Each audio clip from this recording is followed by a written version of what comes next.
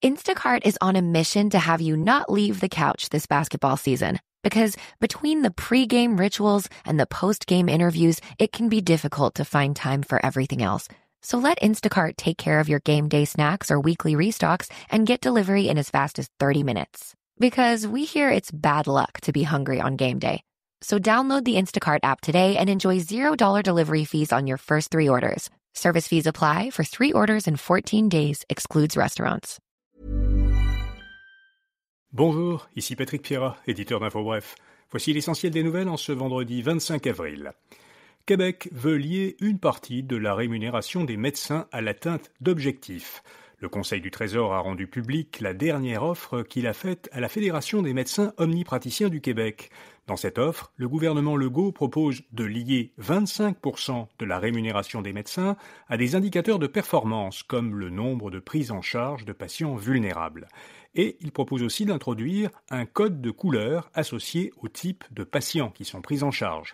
Selon ce code, le forfait annuel pour un patient rouge, qui correspond aux patients les plus vulnérables, serait de $223 contre seulement $12 pour un patient vert. La Cour supérieure a invalidé la hausse des frais de scolarité des étudiants non québécois. Elle a jugé déraisonnable la décision du gouvernement Legault d'augmenter de façon considérable les frais annuels de scolarité des étudiants étrangers et des étudiants canadiens qui ne résident pas au Québec. Le gouvernement avait en effet, en 2023, fait passer de 9 000 à 12 000 les frais des Canadiens non québécois et il avait fixé un plancher de $20 000 par année pour les étudiants étrangers. La Cour a également invalidé une mesure qui obligerait les universités anglophones à franciser 80% de leurs étudiants qui viennent du reste du Canada et de l'étranger. Donald Trump soutient toujours que le Canada devrait devenir le 51e État américain. Le président américain a hier fait allusion à ce souhait pour la première fois depuis plusieurs semaines. Il a par ailleurs allégué que Justin Trudeau lui aurait dit que le Canada cesserait d'exister si les États-Unis mettaient fin à leurs échanges commerciaux avec le pays. Mark Carney a reconnu que Trump avait mentionné son souhait que le Canada fasse partie des États-Unis lors de leur première conversation téléphonique le 28 mars. Carney s'est toutefois défendu d'avoir caché cette information lorsqu'il avait déclaré, à la suite de l'appel, que Trump avait respecté la souveraineté du Canada. La gouverneure générale représentera le Canada aux funérailles du pape François. Mary Simon dirigera la délégation canadienne samedi au Vatican. Elle sera notamment accompagnée de son époux et de la présidente du Sénat, Raymonde Gagné. Martine Biron, la ministre québécoise des Relations internationales, y représentera le Québec. L'élection d'un nouveau pape aura lieu à huis clos du 5 au 10 mai.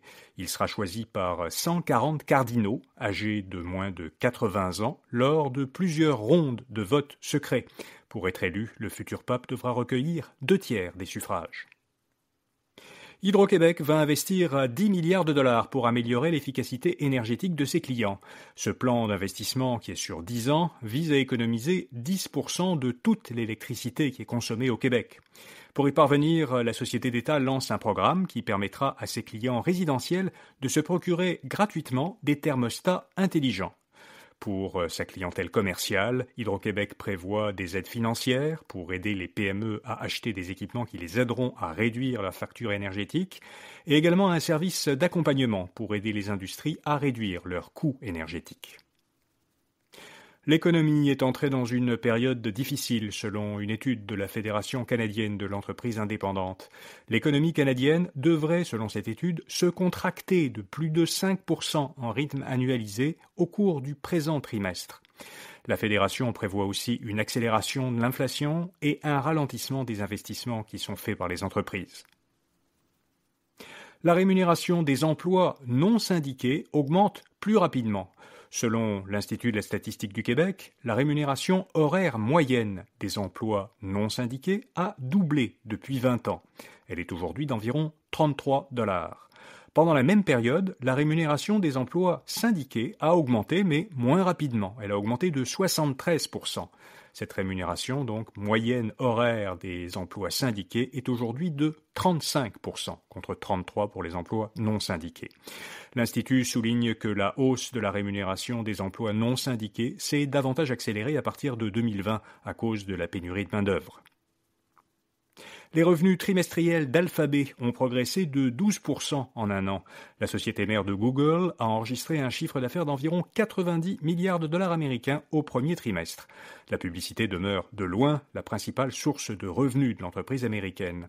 Mais la division de l'entreprise qui a enregistré la plus forte croissance sur un an, c'est celle de l'info nuagique. Google a massivement investi dans ce segment dont les activités servent au développement de l'intelligence artificielle. Est-ce que vous vous protégez suffisamment du soleil ?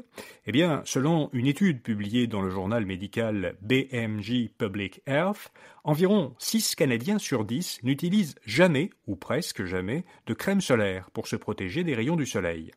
Un chercheur de l'université McGill qui a participé à l'étude a précisé à l'agence La Presse canadienne que les jeunes sont les plus imprudents.